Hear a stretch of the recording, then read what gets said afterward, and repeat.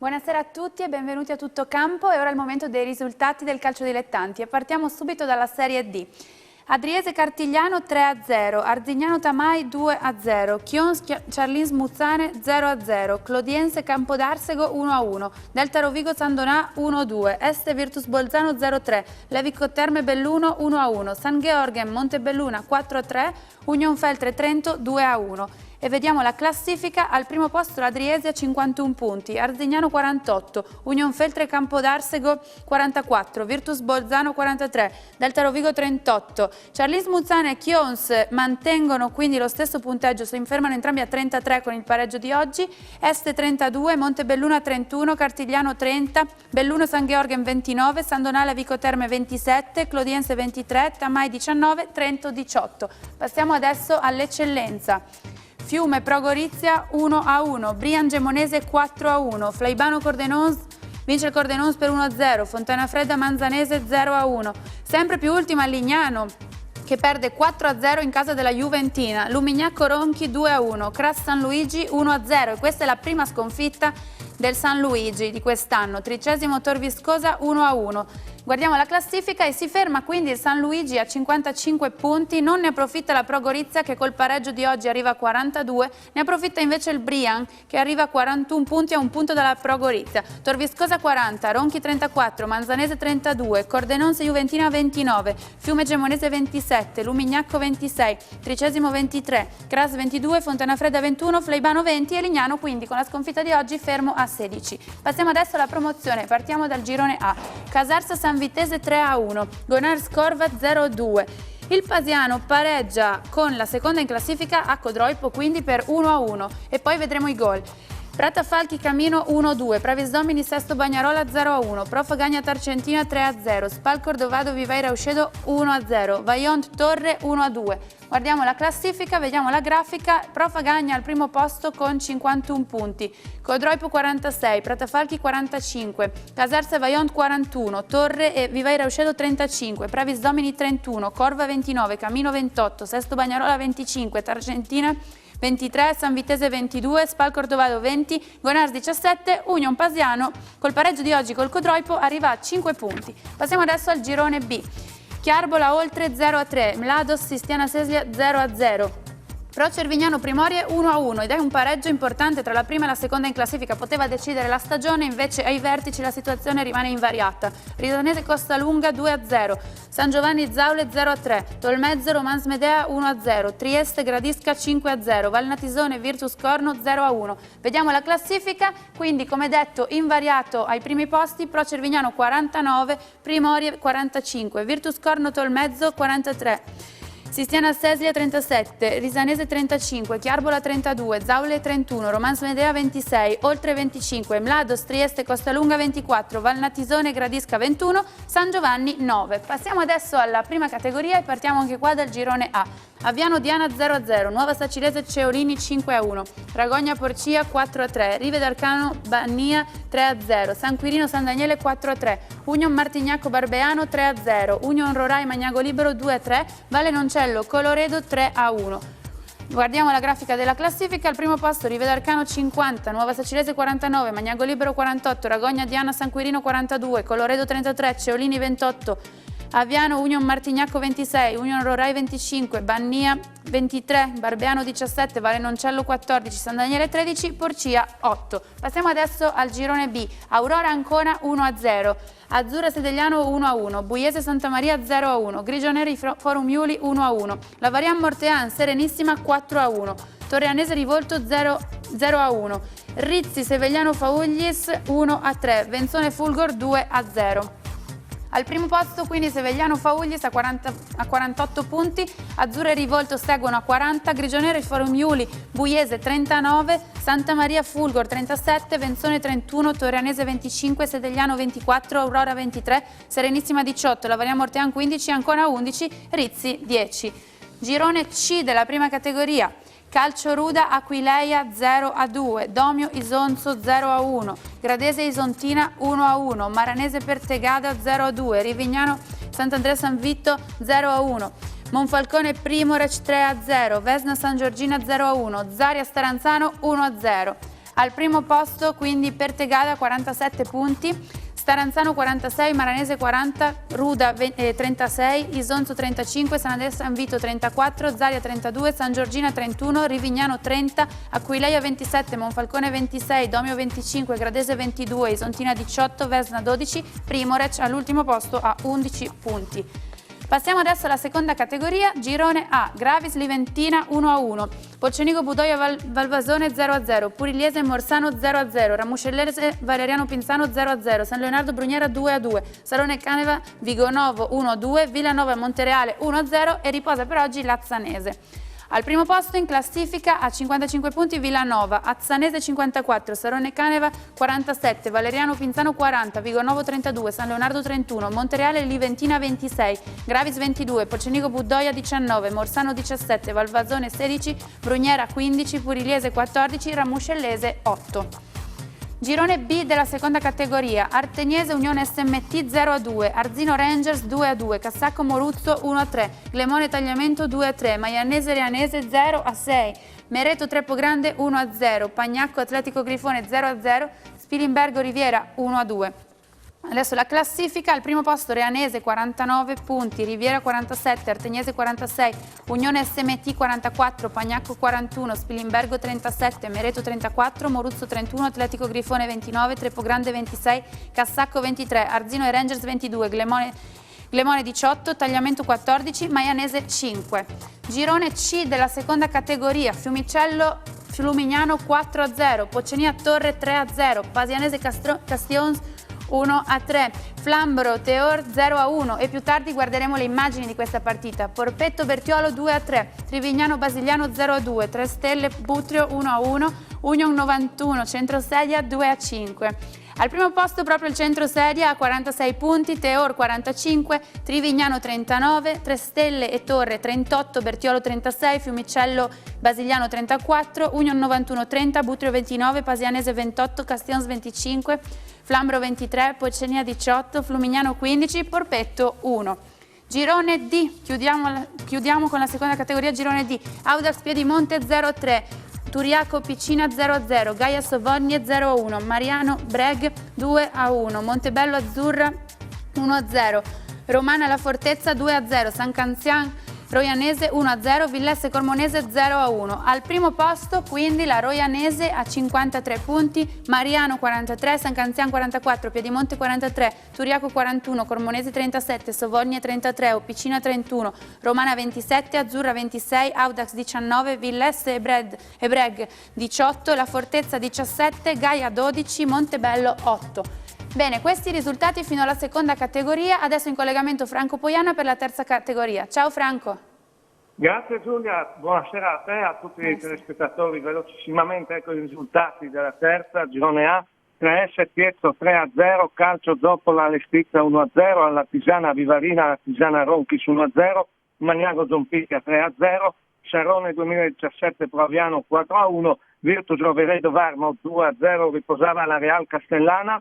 Terza categoria girone B, Castionese Asso 3-0, Chiavis Blessanese 2-2, a Coseano Ciconico Coseano 1-0, a Malisana Pozzuolo Malisano 1-0, Nemis Capoviacco 2-1, Udine Kirgana Donatello 2-2, terza C, Campanelle Moraro 0-0, a Mossa Triestina Mossa 3-2, Muglia Pieris 4-0, Poggio Studenti 6-4, Strassoldo alla Barda 6-0, Villanova Judeo terzo 1-0. A te la linea, buona serata a tutti. Grazie Franco Poiana. Bene, a tra poco allora con Massimo Radina e i suoi ospiti e i vostri messaggi parleremo assieme di questa giornata di campionato, guarderemo le immagini del Codroipo dell'Union 91, del Flambro Teor, parleremo comunque di molte altre cose, a tra poco a Tutto Campo.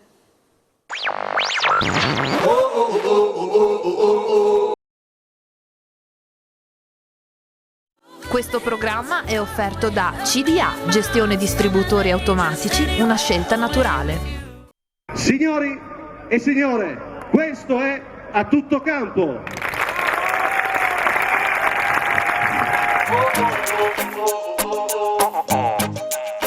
Ascolta.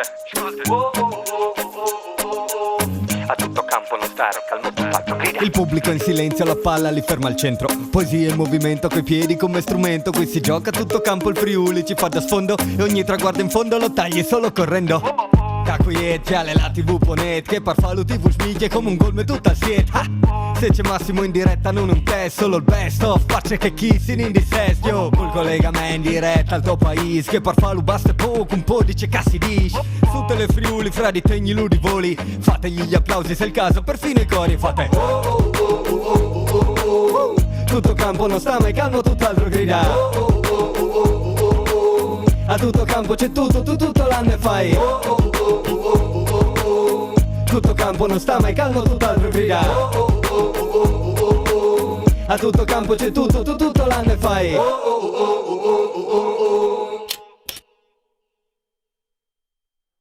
Eccoci qua, buonasera, ben ritrovate da Tutto Campo. Saluto subito Giulia, ciao Giulia, che ha già naturalmente... Dov'è? Non guardate me, ecco che arriva. Meglio così vediamo Giulia, che ha già detto che ci sono un po' di argomenti. Sì, no? esatto, Tu sei reduce della cena di classe, sì. no? Quindi mandate tanti messaggi che deve essere tenuta in vita dopo un'importante serata. Allora, sarà un'importante puntata, perché innanzitutto per gli ospiti che ho stasera. Agostino Flaborea. Buonasera a tutti. Ciao mister. Ciao. Stefano De Agostini. Buonasera a tutti. Mister del Cernís Muzzane, ma di casa qua, no? Dopo una stagione passata assieme. Antonino De Blasi. Ciao Massimo, buonasera a tutti. Più che di casa, quasi una sorta di... totem. Esatto. E Pierpaolo Ponte. Ciao Pier. Ciao. Difensore del Teor, che può parlare di qualsiasi categoria anche lui, no? Naturalmente. Quindi puntatona, perché parliamo di Serie C, di Serie D, con le immagini dalla Serie D, di eccellenza, di promozione, di prima categoria, di seconda categoria. Quindi, gran puntata. Cominciamo con la Serie C, aspettando il 10 marzo, parla il presidente Lovisa, lo abbiamo intercettato in quel di Chionzo, oggi il derby Chionzo-Cernís Muzzane, dopo la vittoria con la Fermana, aspettando la sfida con la Triestina il 10 marzo. Sentiamolo. Una partita brutta, una partita giocata sui nervi, bisognava vincerla solo un episodio, così è stato, quindi siamo contenti perché una in meno e la distanza rimane invariata, quindi continuiamo su questa strada. Stiamo tutti guardando quella data, sembrerebbe possa essere la data che decide la Serie C, Pres.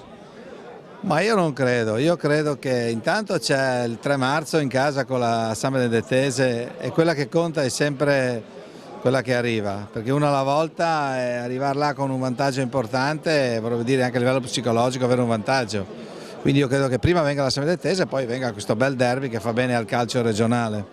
Eh sì, su questo credo siamo d'accordo, fa bene al calcio regionale Flaborea che ci sia questo Triestina-Pordenone con due squadre lassù al vertice. Fa bene però Massimo, non dimentichiamoci della Feralpi, per me è una grossa squadra, con i vari Caracciolo eccetera. Non vorrei che proprio si dimenticasse quella squadra lì alle spalle, perché per me sarà una concorrente fino alla fine. A 49 c'è anche la Feralpi Salò, è vero, De Agostini, no? Sì, indubbiamente la posizione del Pordenone è ottima, è ancora lunga, però il Pordenone è una squadra molto solida. Sì, gli 1-0 lo confermano. C'è stato quel pareggio sul finale nella partita della scorsa settimana che aveva un po' naturalmente deluso, ma ci può stare.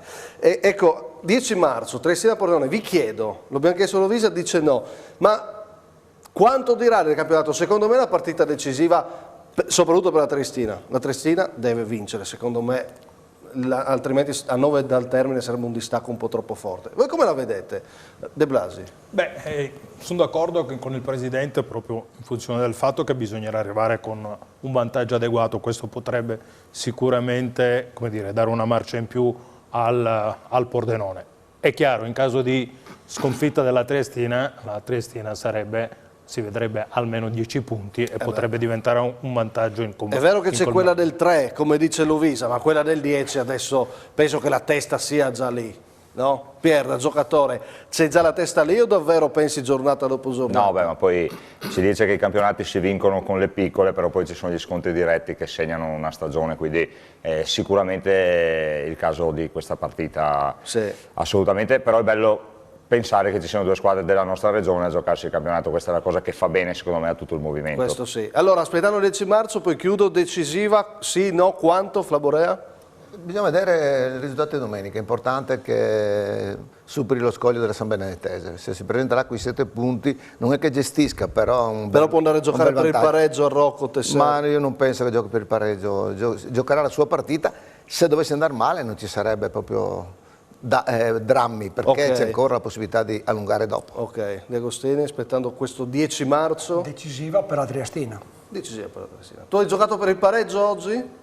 No, no? Okay. per niente. 0-0 lo vediamo, però possiamo dire, e lo dici davanti alle telecamere, che hai perso una scommessa con il sottoscritto e pagherai una cena al sottoscritto? Mi tocca, purtroppo mi tocca. Ecco, perché io avevo visto il pareggio in Chion-Sarnismo, un pareggio che, diciamo noi, accontenta tutti. Intanto lo vediamo e poi ne parliamo. Chion-Sarnismo-Muzzane.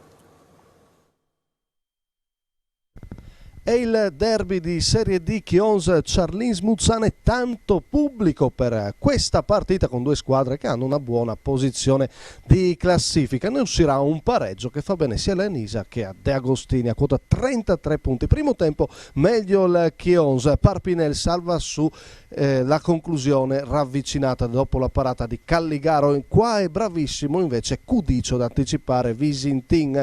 Ancora Chions con una conclusione di Facca disinnescata da Calligaro.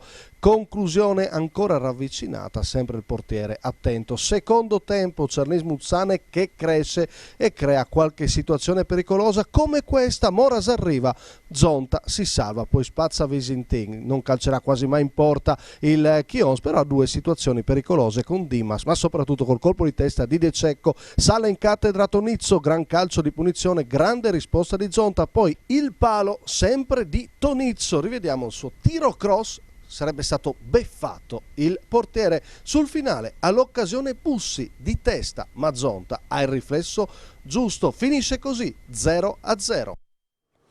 Contenti tutti? Allora diciamo, e dopo la nostra lettura, quella come sempre Giulia di Enzo da Carlino. Sì.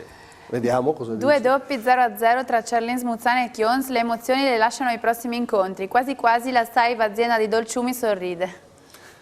Va bene, le emozioni non ci sono state. Per gli esteti del calcio diciamo che oggi non è stata proprio una grande partita, tanto agonismo, ma insomma pallone ha un po' pianto, diciamo la verità. Bravo a riconoscerlo, insomma, mister. Contenti tutti comunque o no? Con lo 0-0, contento Lenisa, contento De Agostini. Visto come si era messo il primo tempo sì, visto come si era messo il secondo tempo no, però è il risultato giusto. Le due partite sono state due fotocopie. Flaborea. Il risultato giusto, anche se diciamo, il primo tempo ha avuto 2 o 3 palle pericolose, il Chions, anche se gli ultimi 20 minuti ho visto un Chions in difficoltà. Sì. Quando sono entrati i 2 attaccanti, Spetic, quando è passato Stefano al 4-2, la difesa non saliva più, non teneva una palla davanti e lì per me dal primo tempo positivo al secondo tempo un po' in difficoltà, pareggio giusto comunque. Pareggio giusto, allora questa cosa che non è stata una bella partita l'hanno detto in tanti, subito a fine partita Cimino mi fa una battuta, devi dirlo in trasmissione che mi devono tornare i soldi del biglietto. Ovviamente scherzando, dico no, perché nel calcio dilettante bisogna guardare oltre, però sul fatto che non sia stata una bella partita vi propongo, visto che abbiamo intercettato Lovisa, che segue sempre i derby regionali, guardate cosa dice sulla Serie D, lui che è stato un grande protagonista di anni passati, adesso sta facendo la storia a Pordenone guardando la Serie B, sentiamo. Si diverte ancora a guardare la Serie D, Press? Sì, rispetto a qualche anno fa, è un po' che lo dico, forse il livello si è abbassato, c'è un po' più agonismo, perché se ricordo le squadre nostre di Serie D, dove avevamo Oliveira, Zubin, Macan, Florian davanti, questi sono buoni giocatori, però il livello negli ultimi anni si è abbassato. Vedo molto equilibrio in questa categoria rispetto agli anni passati dove magari c'era qualche paio di squadroni importanti, adesso c'è molto equilibrio, però insomma credo che il Chions e il Cerlin si salvino tranquillamente, possono fare il loro campionato, un bel campionato, dignitoso, credo che vada a merito alle due società. Allora è così? Beh, la classifica dice in questo momento che è così, poi non sono d'accordo rispetto alla metafora dolciaria di Enzo, dove sembra che quasi no? Fosse una spartizione del risultato quasi concordata, che non è, come dire, bello da sottolineare. In realtà, vedendo le occasioni, la partita non è concordata, ma può uscire, è anche uscire, normale, non è concordata, ma è normale che esca un pareggio. È chiaro che era auspicabile un risultato di parità, perché tutte e due a 33 punti, quando sei ancora al mese di febbraio, significa che stai cominciando ad uscire fuori da quelle che sono situazioni che in questo momento sono complicate per altri. Su quello che ha detto Lovisa, Ponte? Ma sì, sono d'accordo. In generale il livello delle categorie, di tutte le categorie, secondo me si è molto abbassato per tanti motivi, non ultimo il fatto che comunque la fisicità dei giocatori, il tatticismo eccetera si sono alzati, quindi i giocatori di talento fanno un po' più fatica in tutte le categorie ad emergere, lo vediamo anche per assurdo in Serie A. Sì, la tattica e il fisico ormai sono esasperate dappertutto. Esatto, quindi questo riduce gli spazi, accorcia i tempi e lo spettacolo un po' ne risente, quindi sono d'accordo. Era più bella la Serie D quando la facevi tu? Era diversa, avevamo meno fuori quota, anche lì avevamo grossi giocatori, però forse a livello aggressività, di spazi ristretti, diciamo è cambiato molto, però sul piano tecnico c'è stato un livellamento in basso. Dea? Io faccio un'altra considerazione, dico che si è abbassata per quel che riguarda le squadre di testa, perché negli anni scorsi c'erano sempre 2 o 3 squadre che dominavano il campionato, cosa che non succede adesso. Si è alzata tantissimo dietro, perché se guardiamo noi le ultime 3 sono 3 buone squadre. Trento era indicato come vincente quasi sicura del campionato, la Clodiense era una delle favorite ad arrivare nei playoff e il Tamai sicuramente pensava di avere una decina di punti in più, per cui io dico che si è abbassato sì davanti, ma dietro è difficile. Poi questo è un campionato totalmente diverso da tutti gli altri, non si possono fare confronti perché ci sono un sacco di risultati strani ogni domenica, quindi quest'anno non è confrontabile con nessun altro. Come si salva il Tamai? Tu l'hai salvato il play-out, come si salva? Combattendo. Combattendo. Come sanno fare loro, combattendo. Perché sono finiti in questa situazione complicatissima? Anche tu non te l'aspettavi che facesse una stagione così difficile? Nessuno, ma poi, ripeto, i campionati sono strani. Noi abbiamo girato nei play-out. Sì, anche. Abbiamo girato nei play-out. Dopo dobbiamo parlare di questa strana stagione del Charlis Muzzane, un po' di domande. È un campionato che ha dei numeri strani e delle situazioni strane, che obbliga tutti a tenere le orecchie per aria. Faccio un esempio, quando noi battemmo il San Gheorghen all'andata, ci dissero che avevamo battuto una squadra di promozione, San Gheorghen ha 29 punti. Ok, preparate le domande di Agostini, allora, Flabo, considerazioni De Blasi, perché dopo la pubblicità, diciamo così, dai un po' di processo al Charlis Muzzane, facciamo così? Me la passi? Beh, tanto uno più o meno quest'anno non è problema. Con una risata chiudiamo questa prima parte Sì. e poi torniamo. Cosa è successo a Chieon? Sequestro di persona. La signora Adriana e la signora Eleonora Immagrini vengono chiuse in bagno dal non tifoso del Chieon, Sario Barbe. Erano chiuse in bagno, ce lo segnalano Magrini che era oggi a vedere insieme a noi Chieon Salerno, è post partita sempre divertente, a Chieon si sta benissimo, mi sarei fermato lì tranquillo, ma giustamente dovevo venire in trasmissione. Dopo la pubblicità continuiamo con Dea e i nostri ospiti.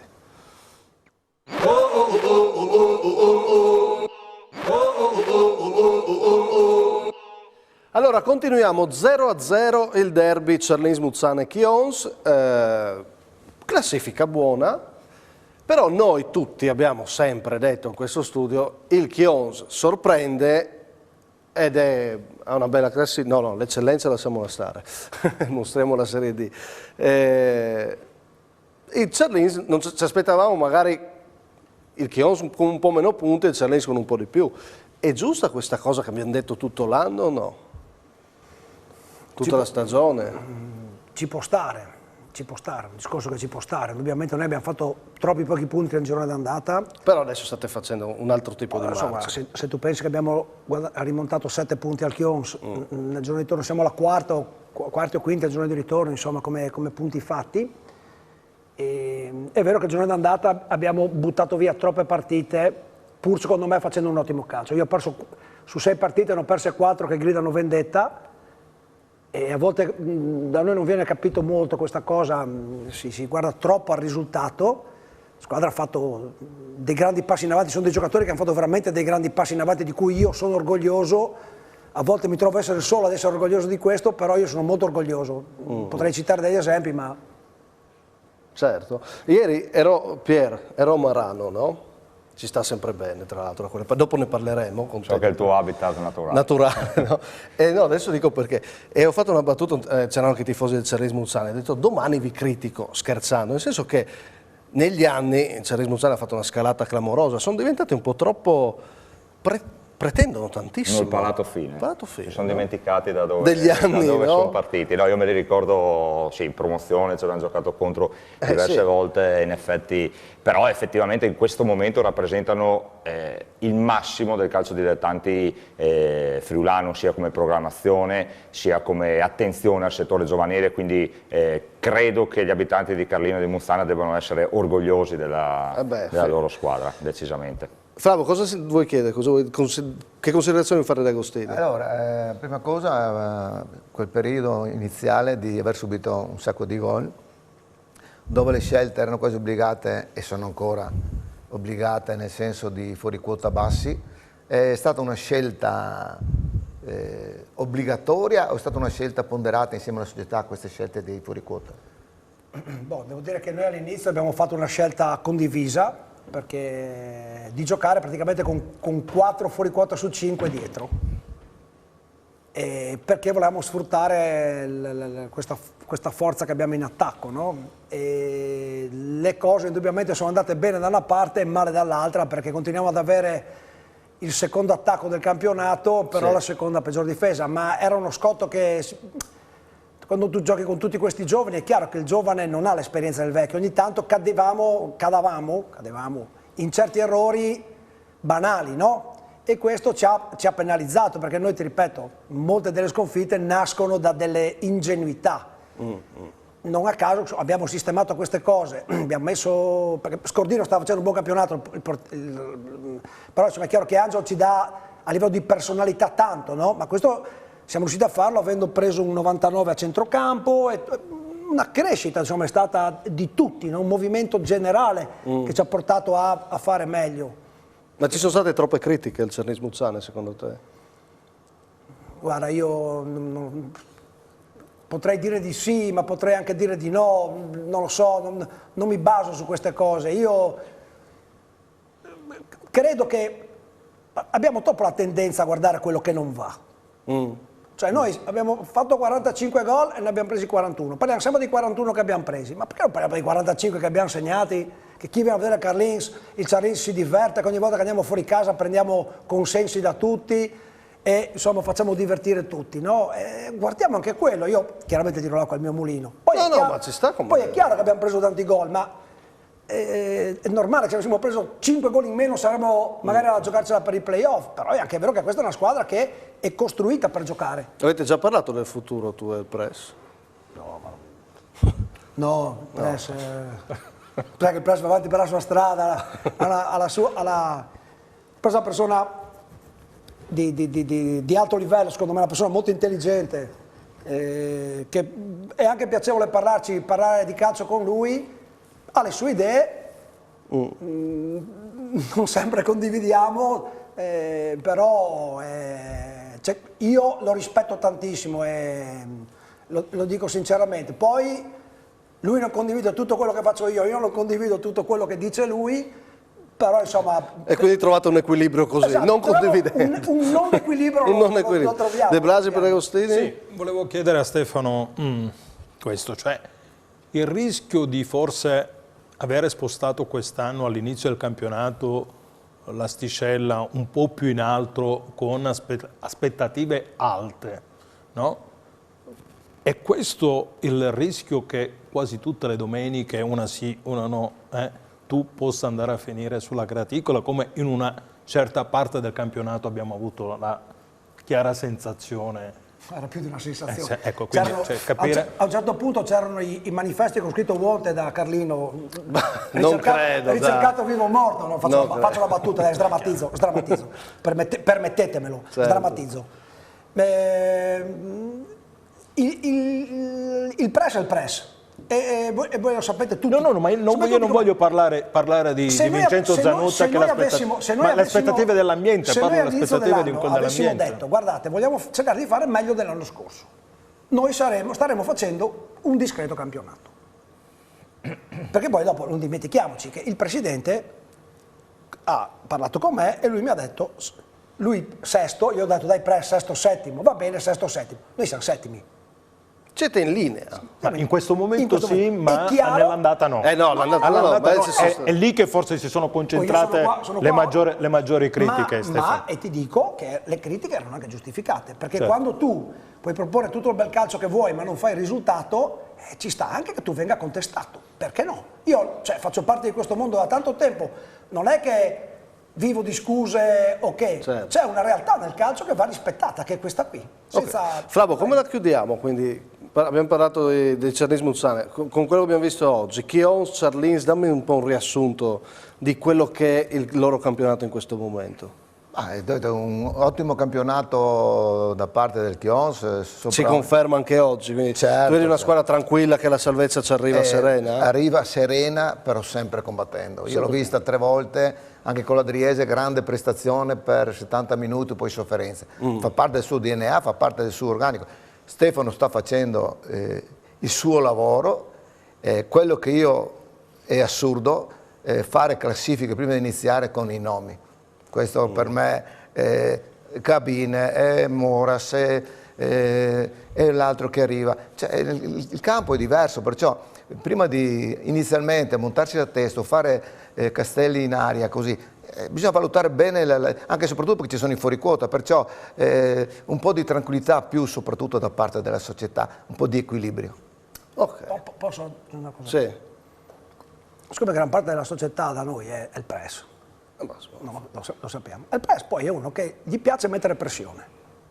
Ma ci sta. Cioè tu devi, per stare lì, devi convivere con la pressione che ti mette lui, punto, è tutto qua. Sì, poi noi qua, adesso veramente non è che stiamo facendo un processo, si ragiona su un campionato comunque buono e stiamo parlando di un presidente come Vincenzo ci mette tutto e di un allenatore che allo stesso tempo ci mette tutto. Quindi, Massimo, sì. il press è una persona onesta, Chiaro. corretta, che rispetta tutti i patti, quindi può dire e fare quello che vuole. E cioè il Carlino è suo, l'ha preso da niente, l'ha portato dov'è, che cosa gli dobbiamo dire? No, non ci mancherebbe. Ma infatti qua si fa un'analisi su quello che è il campionato, su quello che è la classifica. Io credo che adesso pian piano le cose stiano tornando. Lo ha detto Flavio, il problema è giusto guardare le cose incredibili che fate davanti. Il problema che noi non ci siamo riusciti a dare una spiegazione è perché non avete mai risolto dietro. Sì, però il giorno di ritorno, come ti ho detto prima, cambiando alcune cosette, questa è la terza partita che non prendiamo gol. Sì, sì, è vero. Se no io avevo 20 giornate. Più di 20 giornate. E prima non potevo permetterlo perché avevo dei problemi con fuori quota e cose varie, non potevamo permetterci di fare dei cambiamenti. No, perché io altrimenti avevo un suggerimento. È informissima, se ti serve un esperto, Pierpaolo Ponte. Però devo confessare, Massimo, di non essere fuori quota. Posso ingannare, c'era il dubbio. ma non sono fuori quota. Da un po'. Come tu che idea hai di questa discussione che abbiamo messo in poi piedi? è bello, il mister deve essere orgoglioso del fatto che comunque si parli della sua squadra, perché l'aspettativa è direttamente proporzionale, insomma, a quella che è l'importanza di una squadra. Quindi, e anche l'esperienza sua. Ovviamente, e quindi è una cosa che lo deve rendere orgoglioso. I grandi sono sempre discussi, no? Quindi, è vero, assolutamente. bravo, Invece voglio dire una parola sul Chion, si parlava prima, veramente bravissimi, perché stanno facendo un campionato sorprendente. Il Chion è una squadra senza un background, senza una storia in Serie D, e si sta approcciando con grande personalità, quindi bravi. Al Carlino è arrivato un messaggio di complimenti. Sempre un grande grazie ai fratelli Vincenzo e Gianluca per il settore giovanile. Ottavio da Carlino. Ok, grande discussione sulla Serie D, ma adesso vi ho promesso tanta cosa: eccellenza, promozione, prima categoria e seconda. Rapidi questa sera sull'eccellenza. Il risultato di giornata? Il risultato di giornata è il Crash, però col sorrisino un po' ironico, perché girano già qualche voce che sia stato... No. Qualcuno dice massa, e sarebbe un'offesa, soprattutto un'offesa per Sandrin. Ecco, penso che la partita sia andata via liscia, è successo, doveva succedere, è successo col Crash. Guarda che è un derby sentito quello lì. Lo so. Non è, però sulla carta, non è accomodante. Sulla carta tutti pensavano... Abbiamo il titolo preparato, scusa Dib, in regia, La caduta degli dei, il titolo dedicato a San Luigi, perché effettivamente comunque è la notizia di questa giornata. Prima sconfitta. Sempre recuperata dalla super pagina Facebook di San Luigi con Matteo Neddo, che ho visto che aveva recuperato questa foto di un Sandrin disperato. La caduta degli dei, ma fa notizie davvero la prima sconfitta? Ma no, ma anche in dolore, ha perso un punto, non ci sono problemi. Le partite importanti è stata la vittoria della Manzanese, la Juventina che ha chiuso il capitolo Lignano per conto mio, perché la sconfitta di oggi è ultimo in classifica, si è staccato, il Cordenons con 3 vittorie consecutive si è tirato fuori totalmente dalla lotta per la salvezza, perciò io dico la Manzanese a Fontana Fredda è stato un risultato positivo, la Juventina. Per me è un gran risultato, passa un po' inosservato, è il Lumignaco che batte il Ronchi. Questo secondo me questo è un risultato, per la situazione che si era creata, è un risultato secondo me di un'importanza... Sì. Era una partita di quelle che il Lumignaco sa vincere, può vincere, perché è una squadra comunque di qualità, però ancora dietro c'è ancora tutto da fare. È vero che la sconfitta del Lignano è pesantissima, è pesantissimo dal lato lignano ed è importantissima secondo me dal punto di vista della Juventina. No, devo dire che commettendo forse un errore di presunzione tutti avevamo detto che la Juventina era candidata a lottare, invece devo dire bisogna fare i complimenti a Nicola Sepulcri che e al suo gruppo stanno facendo un grande campionato. Cordenons anche, certo. Che ha 29 punti, oggi è andato in gol a Fleibano, altra sconfitta, cioè Fleibano in un momento molto difficile, questa sconfitta lo testimonia, è andato in gol Feletto che praticamente l'eccellenza non l'ha mai fatta, è andato a gol così, calciando da punizione da metà campo e beffando il portiere. Ho capito, c'è l'errore del portiere, ma... Bravo lui a provarci. Lui ci ha provato. E poi un uomo gruppo, un uomo spogliatoio, ha fatto tanti anni a Porcia, ha fatto la prima categoria, la promozione, ma in eccellenza hanno pescato... Ci sono anche queste storie che a me piacciono, Pier, e hanno secondo me un significato. Assolutamente sì, anzi io insegno sempre a mio figlio che con l'impegno, con la costanza si può superare anche dei limiti, quindi il caso di giocatori che magari non hanno mai fatto quelle categorie lì ma che riescono ad imporsi è una bella storia da raccontare ai nostri figli. Ed è un gol pesantissimo. Con un errore grave del portiere. Tu sei un portiere, io gioco i tornei estivi con te, che non avrebbe mai preso un gol del genere. Solo Massimo poteva prenderlo. No. Io ho fatto un torneo con Massimo che ce l'ha fatto vincere. Vedi. Diciamo le cose come stanno. Tempo. No, guarda che me la cavo ancora, perché la porta piccola. Il celeberrimo torneo di Salino.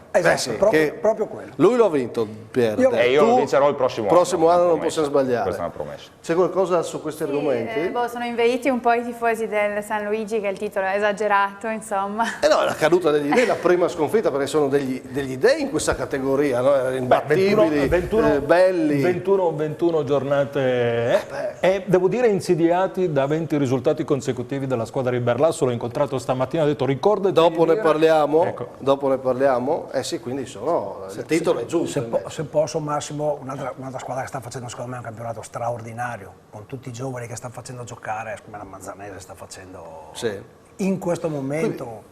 E poi?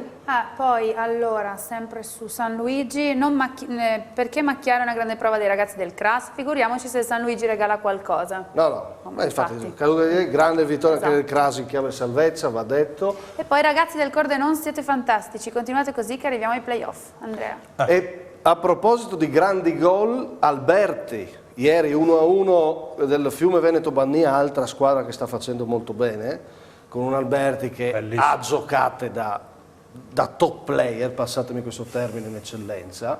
Questo è un gol bellissimo. Io c'ero della partita, l'ho allenato e ti posso assicurare che non è un caso questo gol. No. Ma poi calcia come pochi veramente. Esatto, poi la sensazione vedendo la partita dal vivo è quando calcia capisci dove andrà a finire ed è veramente un gesto veramente importante. Pro Gorizia alla pareggite, è tornato il Brian al terzo posto, insidia proprio la Pro Gorizia, insomma quel secondo posto è tutto da capire, e invece la caduta degli dei l'abbiamo titolata solo per il caso che ha perso una partita, ma non c'è più storia in questo campionato, l'abbiamo detto. Non ho capito, quindi riassumendo qual è la vittoria, perché abbiamo parlato di tante, quindi finale, la vittoria di giornata in eccellenza è quella del CRAS? Certo, sì. Quella del CRAS. Io direi anche Lumignaco. Io dico Juventina. Vista diciamo da tutti e due i lati, lato lignano che sicuramente sprofonda, Juventina che Pier? A me hanno parlato benissimo del Brian oggi, chi era a vedere la partita mi ha detto che ha fatto una grande partita con un Yetri show, quindi fenomeno assoluto. Insomma. Sì, ci sta. Allora, dopo la pubblicità, il Fagagna che vola via, perché anche il Codroipo a sorpresa, fermato dall'Union Pasiano, vediamo già stasera i gol, e il pareggio, scontro diretto tra Pro Cervignano e Primorie. Prossimo blocco dedicato alla promozione, fra poco.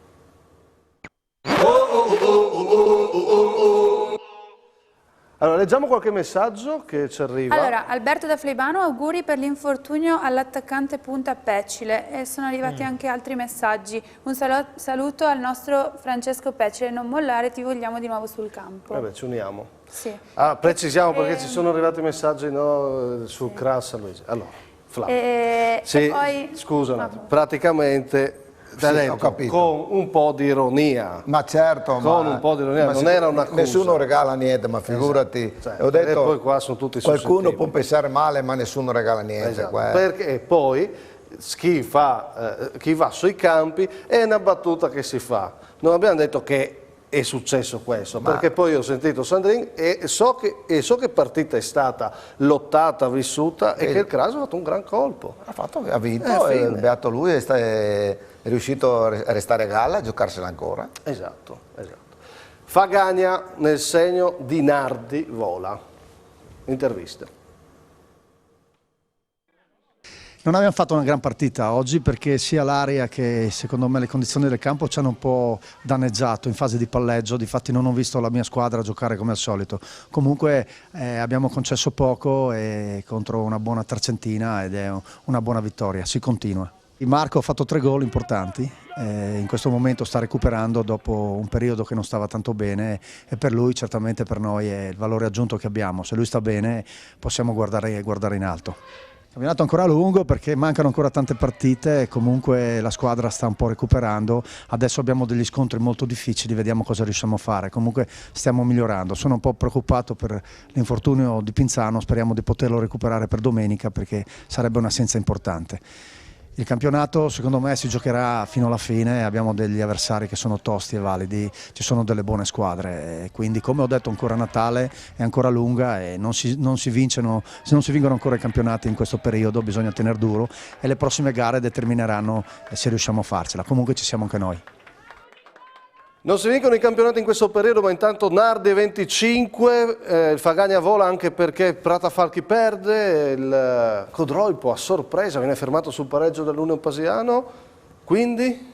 Una giornata pro Fagagna. Pro Fagagna, ecco, proprio perfetto. Abbinata giusta. Sì. Praticamente il pareggio la sconfitta del Prata Falchi, che anche lì penso che sia il risultato di giornata, è un Pasiano ormai retrocesso che almeno sulla carta, che è riuscito a pareggiare con la SPAL 15 giorni fa e oggi è pareggiato a Codroipo, c'è un piccolo risveglio. Niente, il campionato è stata una giornata veramente positiva per il Fagagna. Diciamo bravo al Pasiano, domani cercheremo di parlarne meglio col servizio perché non so se c'è qualche problema tecnico proprio sul gol del Pasiano, cose che succedono, no? Purtroppo noi ci basiamo anche su volontari, ogni tanto magari c'è qualche problema, ma domani cercheremo di capirne di più, però il Pasiano ha pareggiato, giocando una buona partita, proprio mi è stato detto, anzi a un certo punto poteva fare anche il secondo, bravi perché è una squadra in difficoltà che non sta regalando. Si torna al discorso di prima che nel calcio poi nessuno regala niente, esatto. Esistono anche le sorprese e il bello del calcio è proprio questo, che non ci sono mai risultati scontati. Sì, questo secondo me è un passo falso pesantissimo però per il Codroipo. Direi cioè, sono quelli che segnano una stagione, temo. Credo anch'io. Beh, il Codroipo credo questa partita ha buttato via quanto di buono aveva fatto nelle ultime settimane.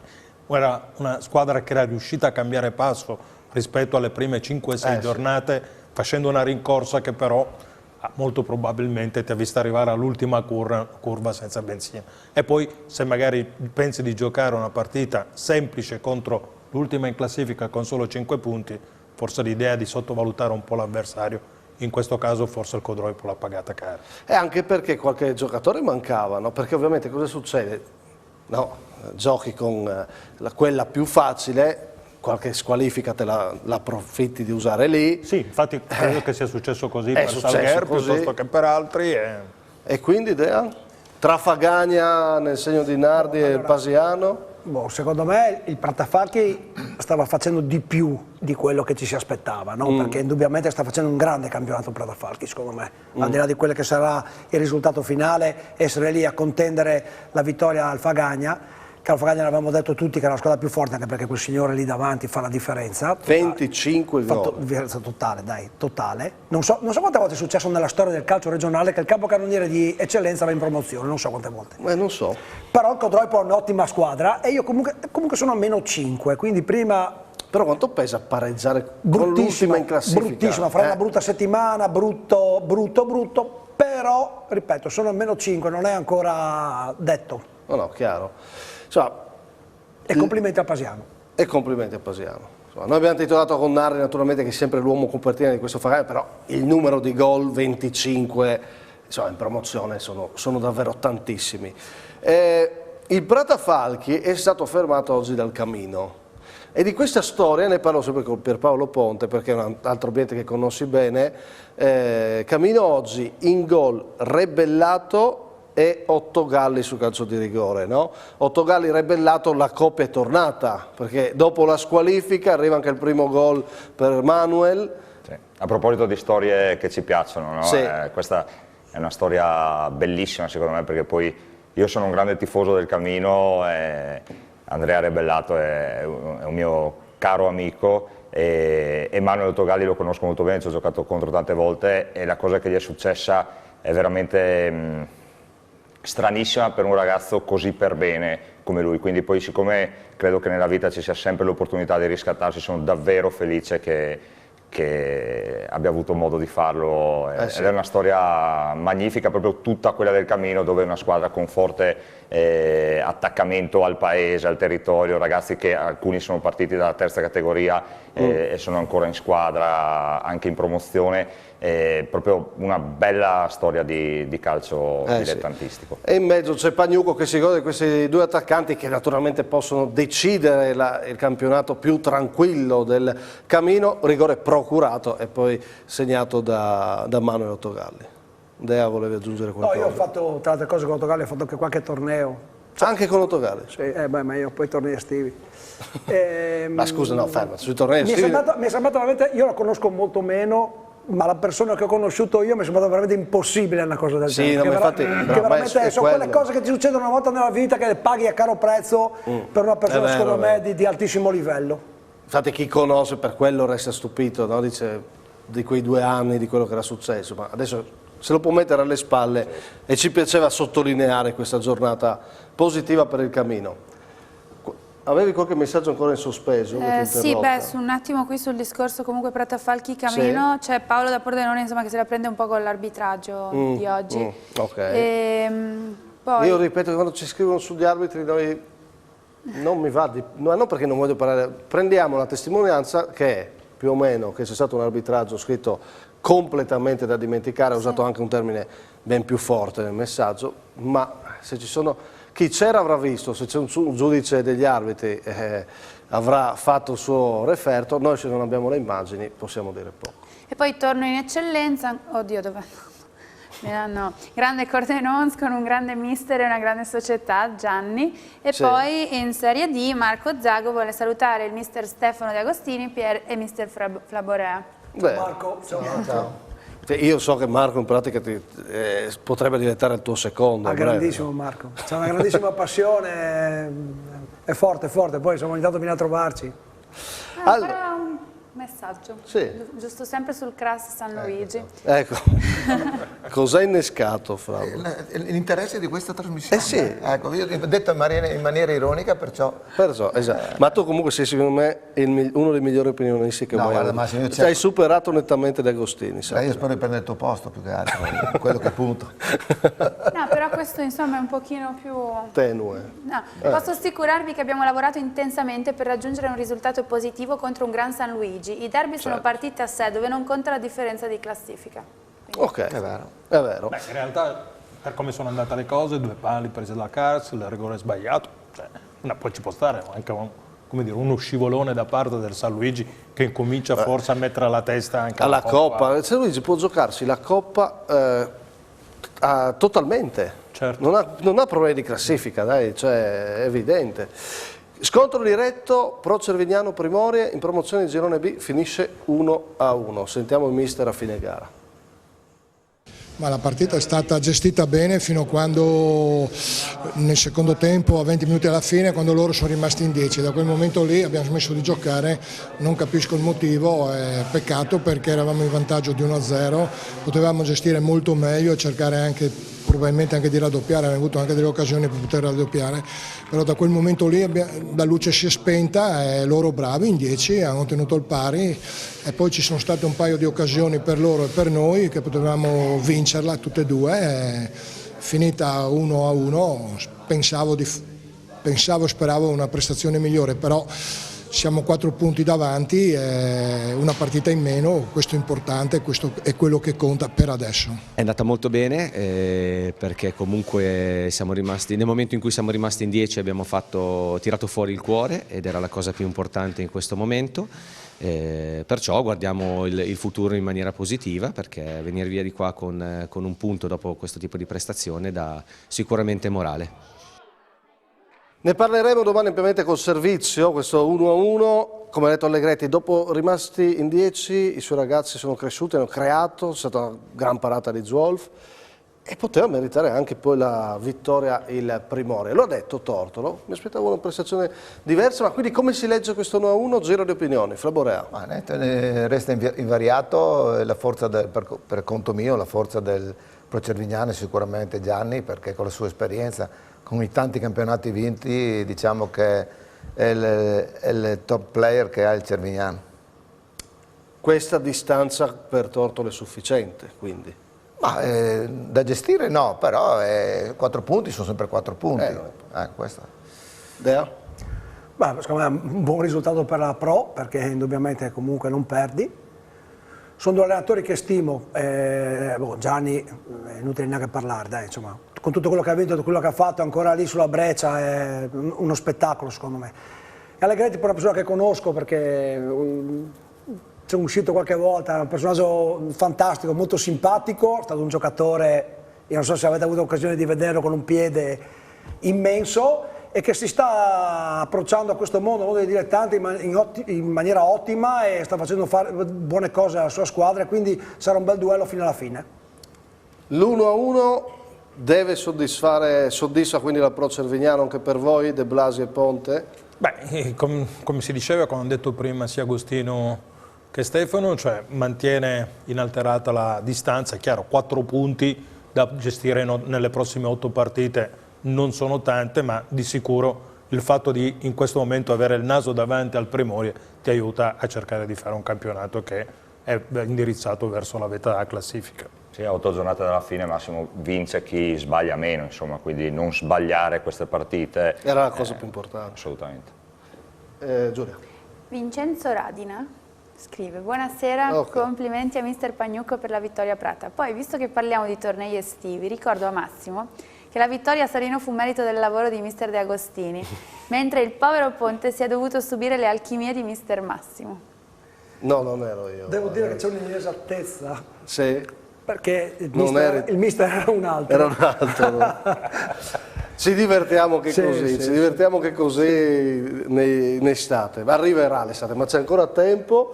Oggi tra l'altro attento perché con mio fratello devo vedere la partita, sta studiando, quindi avanzerà, potrebbe avanzare anche qualche critica su come hai giocato. Assolutamente. Da tuo fratello, da un Vincenzo a un altro, sono nomi pericolosi. Devo dire che gli ho visto fare un gol con le vecchie glorie, veramente come Alberti, uguale. Sì, esatto. Un talento, tuo fratello, anch'io posso testimoniare, visto che ho fatto il torneo insieme, veramente un talento eccezionale come giocatore, quindi se lo replica come mister potrebbe fare... Vedremo. Parliamo di prima categoria e di seconda con Pierpaolo Ponte, i nostri ospiti, dopo la pubblicità.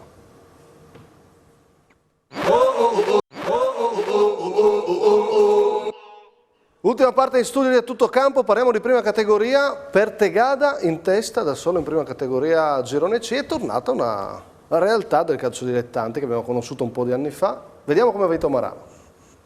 Il Pertegada è primo in classifica, in prima categoria, girone C, complice la sconfitta dello Staranzano, ma soprattutto la grande vittoria in anticipo con la Maranese. Un gol per tempo, cinica e spietata. La squadra di Berlasso, Brucoli con un colpo di tacco tutta fantasia, e poi la velocità di Bolt, Nicola Corradin, decisivi per il 2-0. La felicità del Pertegada. Presidente, cosa fa con 2 birre in mano? Una birra per gol, caro Redina. Una birra per gol, devo festeggiare comunque questa grandissima squadra, questo grandissimo gruppo. Sta tornando il Pertegada. La società è sempre stata una grande società, abbiamo avuto un momento di difficoltà, ma questo fa parte del gioco, no? Succede spesso e volentieri in tutte le società dilettantistiche. Adesso piano piano, con l'aiuto di tutti appunto gli uomini della società, con un bravissimo DS, con l'acquisizione di giocatori mirati e quella di un mister che comunque sa dare una grande grinta, un grande obiettivo alla società, stiamo tornando ai livelli che ci competono. Pertegada da primo posto, un po' di sorpresa c'è. Tanta sorpresa, non pensavamo di essere lì. Senti Berlasso, ma è un po' anche la tua rivincita questa stagione? Ma no, ma che rivincita. Un po' sì, dai, insomma, stai facendo un gran campionato. No, allora, io credo che il percorso che ho fatto è stato un po' difficoltoso, ma non ho rivincite, credimi, non ho rivincite. Mi godo il momento che non mi capitava. Allora, la forza di Pertegada sta nell'anima. Quando una squadra anima è giusto che abbia ambizioni, che non vuol dire vincere, vuol dire che ogni partita per battermi devi sputare sangue, perché io sono pronto a sputare sangue. Ecco, questi ragazzi hanno una grande anima. Dall'altra parte, la delusione della Maranese. Pensare ai playoff, non pensare al campionato sicuramente. Noi non abbiamo mai pensato al campionato, contrariamente a quanto si diceva in giro, mai pensato. La sconfitta di oggi un po' ci ridimensiona su quello che sarà il nostro futuro. Niente scontato, perché niente scontato, però è chiaro che adesso bisogna ragionare in ottica playoff, visto che siamo lì, lottare e fare di tutto per giocarci partita dopo partita ai playoff, e dopo alla fine vedremo cosa arriverà, perché il campionato è lungo, come noi abbiamo perso oggi, magari un domani qualcuno ancora perde colpi per strada, non si sa mai, però l'obiettivo principale adesso rimane ai playoff, quello è sicuro al 100%. Pierpaolo Ponte, è tornato il Pertegada allora? Sì, complimenti, io ero Pertegada fino a novembre, quindi ho vissuto in prima persona questa realtà, è un'ottima squadra, era già l'anno scorso un'ottima squadra alla quale è stato aggiunto Alberto Panfili, Maurizio Cervesato, Brucoli, Biasinuto, cioè giocatori che in questa categoria spostano gli equilibri, quindi hanno una grossa possibilità secondo me di vincere il campionato, anche perché il livello finché ero lì e ho potuto vedere in prima persona di quel girone lì non è altissimo, quindi il Pertegada è davvero una squadra molto forte in un campionato abbordabile secondo me. Gran gol questo di Tacco, non è stata una bella partita, però le due giocate sono belle, il Tacco, e poi incredibile cioè non so se dal vivo ha fatto ancora più effetto la velocità di Corradin. A proposito di belle storie, questo ragazzo che è del mio paese faceva motocross fino all'anno scorso. L'anno scorso ho iniziato a giocare a calcio e l'ho convinto io, perché ci giocavo contro a proposito dei tornei estivi, ci litigavo sempre perché non riuscivo a marcarlo, e gli ho detto ma meglio se vieni a giocare con me. E quindi va ancora con la moto, esatto. Va in campo, c'ha la moto quando corre, esatto, e comunque continua anche ad andare in moto, fuori di metafora, diciamo, ed è un ragazzo veramente dalla volontà d'acciaio, e tra l'altro siccome ho scoperto stamattina che mi ha scritto che diventerà papà, colgo l'occasione anche per fargli tanti auguri. E poi il presidente qua, Gastone, insomma, anche è tornato Pertegada come società, perché ha avuto anni bui. Ma io sono stato Pertegada negli anni d'oro, quindi quando abbiamo fatto 5 anni consecutivi di promozione, che insomma per una realtà come Pertegada è tanta roba, e la caratteristica comune fra le due realtà è sempre stata quella di essere una squadra di combattenti, una squadra che non si dava mai per vinta, quindi allora come oggi insomma questo spirito è rimasto.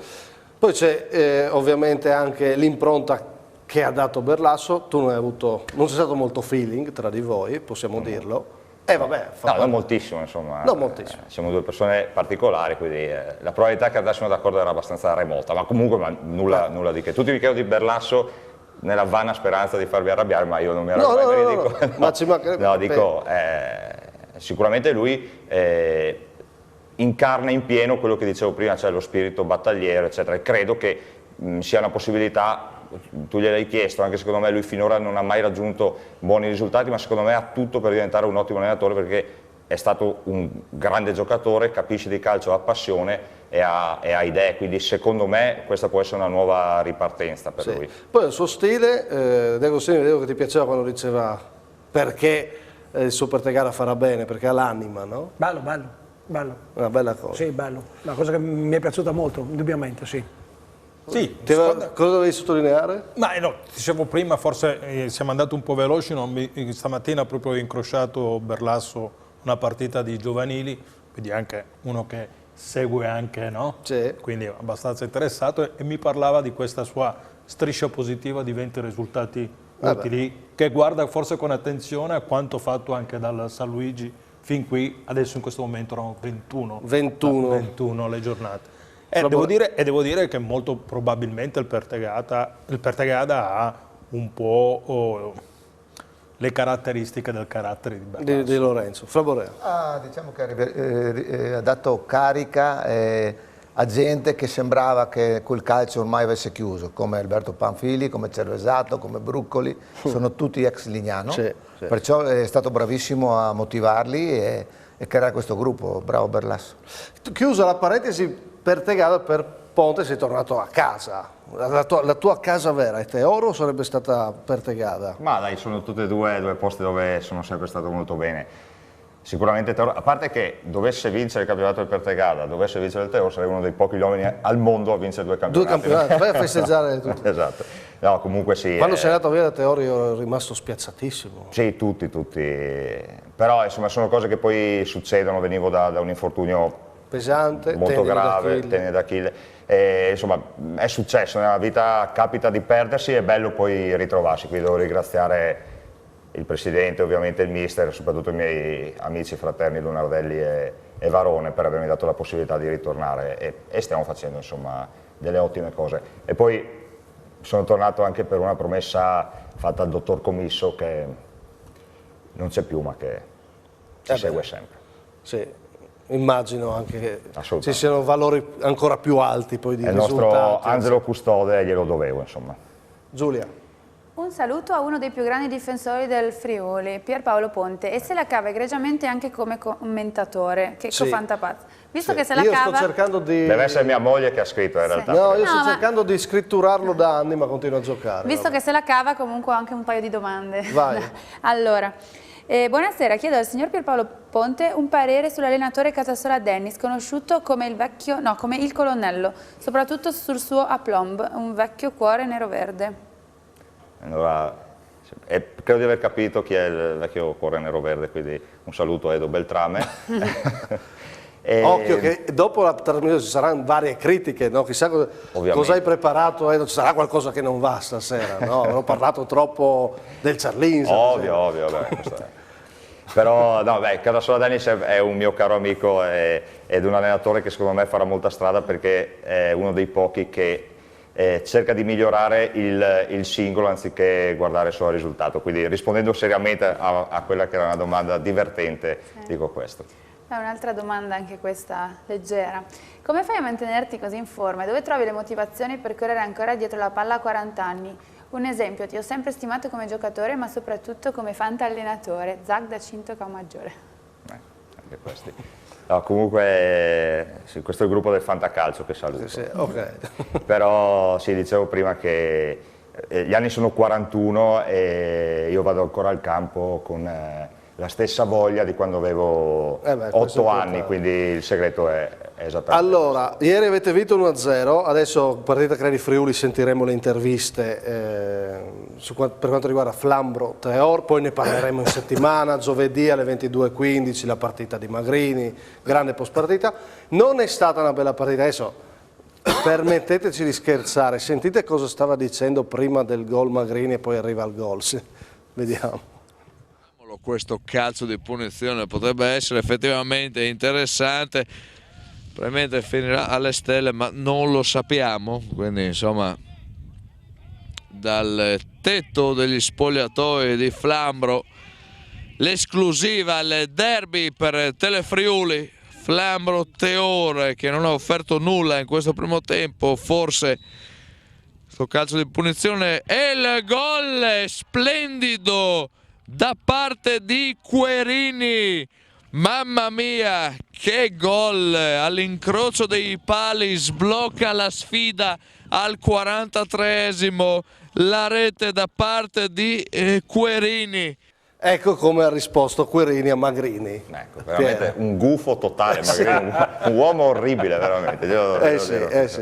Non è stata una bella partita, quello è vero, No, però in onestà è stata una vittoria partita importante. pessima, non serviva che lui proprio si augurasse che il tiro andasse addirittura alle stelle. Perché? Mi spiegate. Vabbè. Però insomma, vittoria importante. Vittoria importante, sì, assolutamente sì. La partita, ripeto, non è stata spettacolare, ma dicevamo prima, chi sbaglia meno adesso vince, quindi noi proveremo a sbagliare il meno possibile. Ecco. Perfetto, c'erano immagino vari saluti, Giulia siamo in Sì, chiusura. esatto, Roberto il preparatore dei portieri del Codroipo, un saluto di cuore a Ponte, voglio precisare che oggi è esordito il portiere del 2002 nelle file del Codroipo, poi un grande saluto a De Agostini, Alessio Dazzano X e poi abbiamo un forza per Tegada da Nicola Bolte, un saluto a Pier. Perfetto. Grazie Giulia Marin, grazie a voi che ci avete seguito, Agostino Flaborea. Il Cras ha trovato un nuovo tifoso, spero che faccia bene. Perfetto. Ecco, sono il primo tifoso per la salvezza. Stefano De Agostini. Grazie, buonasera a tutti. Antonino De Blasi. Buonasera a tutti. E per Paolo Ponte. Buonasera a tutti, tranne che a Magrini. Partita Grani Friuli dedicata a Flambro Teor. Ciao.